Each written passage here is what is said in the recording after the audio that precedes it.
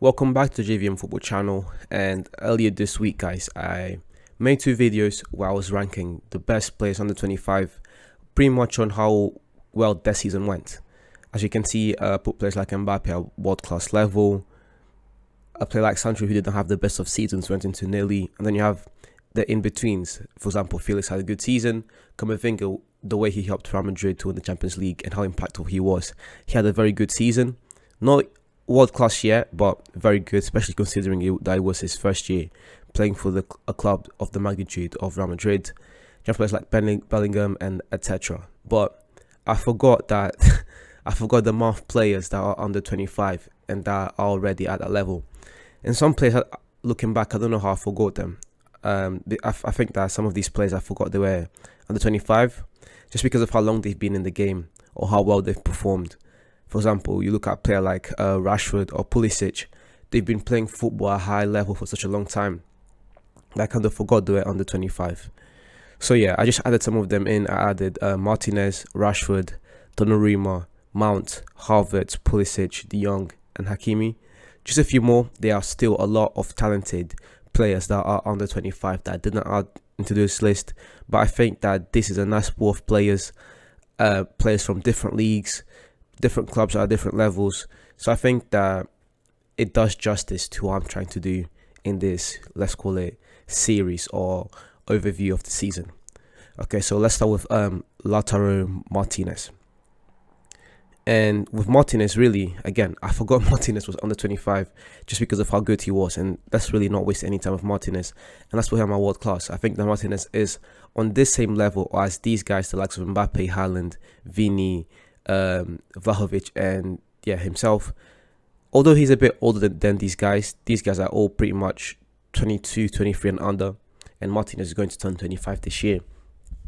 But if you're talking about players under 25 and under, Martinez is at that world class level. This season he scored 25 goals in 48 games played, and including 21 goals in the Serie A in 44 games, where he nearly helped Inter to win the Scudetto. They were this close to winning it. I think it was 1 point or 2 point difference with AC Milan.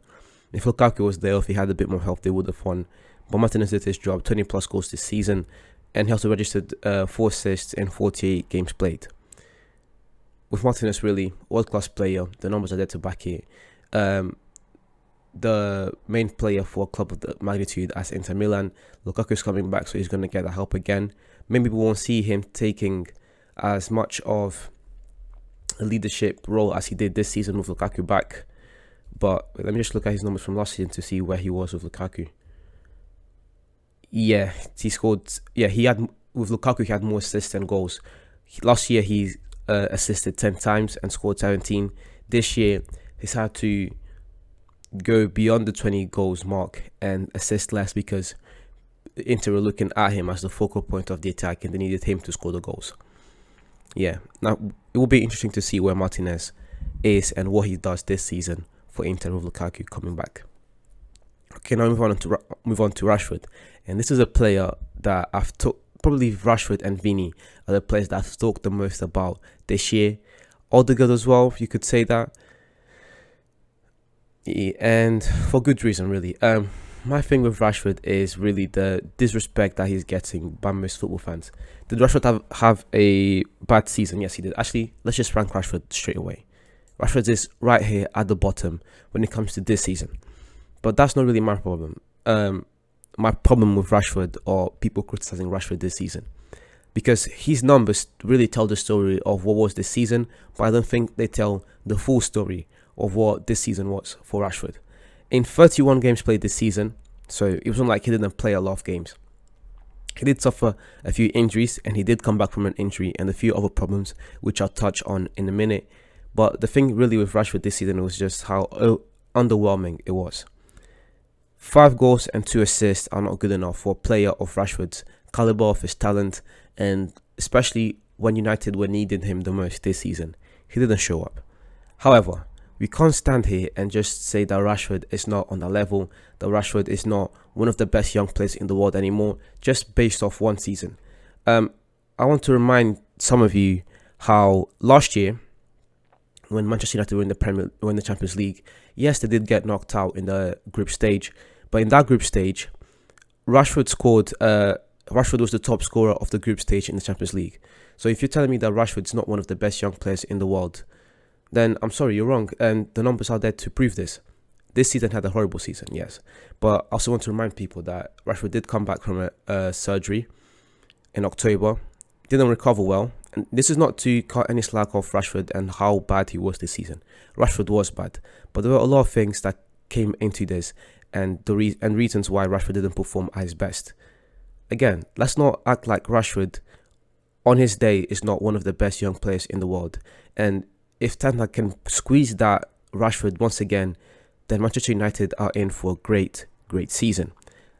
Let's talk about last season again. In 57 games played last season, Rashford scored 21 goals and assisted 15 times. And in 6 Champions League, out of those 21 goals, 6 came from 6 Champions League games. So in 6 Champions League games, Rashford scored 6 goals. The season before that, so this is just, we're talking about 12 to 24 months time, a period of time. Rashford scored 22 and hit 12. Again, this is not to honestly protect Rashford and how bad he was this season. Well, that's not what I'm doing. He had a horrible season. He does deserve the criticism. But he doesn't deserve the criticism when people are just trying to say that Rashford was never at that level, that he was never being compared to the likes, these guys that are there are world class. I think that Rashford is very close to that level. I think if we were just ranking players in terms of just ability, Rashford would be here, maybe even here. But this season, yes, down here. Same thing with Sancho. These are 2 players that could really easily be down here, and I think that the performances this season were so bad that they have to be at the bottom of the tier list. But again, I'll reiterate my point with Rashford once again because I want to move on to the rest of these players, and I don't want this video to be too long. Rashford had a horrible season, but that does not mean that over the past few years that Rashford was not and will possibly still be one of the best young players in the world. You see, he's only 24, he's going to turn 25 this year, and it will be a great season of Ten Hag. At least, I hope. Then we move on to Donnarumma. Donnarumma is another player that I think is in the same pool of players like Sancho, Pedri and Rashford, where last season they had a great year, but this year things are not gone that well. I'm not going to put Donnarumma down here. I'll put him at nearly, because if we're talking about last year, Donnarumma is probably up here. Donnarumma probably had the best season of a young player last year, especially with his performances at the Euros. Donnarumma was incredible. But this year, it's been underwhelming. Extremely underwhelming. PSG brought him in to be part of this, I don't want to say new style because they were still doing the same thing. But he was meant to be their new goalkeeper, their new number 1, and he only played 16 games. Yeah, sure, he had a few injuries, and that's why he didn't play. His injuries are really the only reason why he's not down here. So I'm going to put him on nearly. Same thing with Pedri. A lot of injuries this season, so I'm not going to knock them too much, but they did not have good seasons. So let's just put him in between not yeah and good. Then we have Mason Mount, and with Mason Mount, this is another player that I said at the beginning of the season, very similar to Vinicius, in fact, that if Chelsea were going to have a good season, if they're going to go far, then Mason Mount would be the player to watch out for.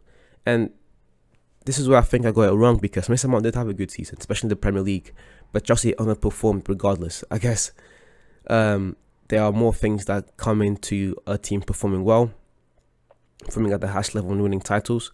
Not to say that I believe that one player could change everything, but I generally thought that if Mason Mount had a good season and the way Chelsea were playing, then perhaps they could have a good year. In the Premier League, in 32 games played, Mount scored 11 and assisted 10.